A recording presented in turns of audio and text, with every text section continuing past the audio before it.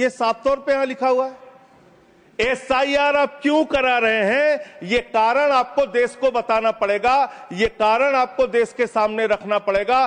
भारत के संविधान की धारा 327 कहती है, इस संविधान के प्रावधानों के अधीन रहते हुए संसद समय समय पर विधि द्वारा संसद के किसी भी सदन या किसी राज्य के विधानमंडल के सदन या किसी सदन के चुनाव से संबंधित सभी मामलों के संबंध में प्रावधान कर सकती है, जिसमें मतदाता सूची तैयार करना, निर्वाचन क्षेत्रों का परिसीमन करना और ऐसे सदन या सदनों के विधिवत गठन को सुनिश्चित करने के लिए आवश्यक अन्य सभी मामले शामिल हैं।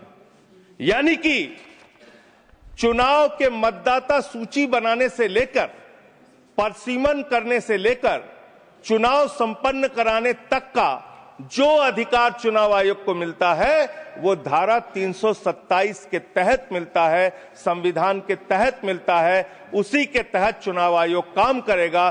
चुनाव आयोग कोई राजनीतिक पार्टी नहीं है, उसको चुनाव नहीं लड़ना है। चुनाव लड़ना है राजनीतिक पार्टियों को। राजनीतिक पार्टियां बैठती हैं पार्लियामेंट में और संविधान के मुताबिक जो 327 के तहत पावर चुनाव आयोग को दी जाएगी, उसी के तहत चुनाव संपन्न होगा। अब आगे आ जाइए सर।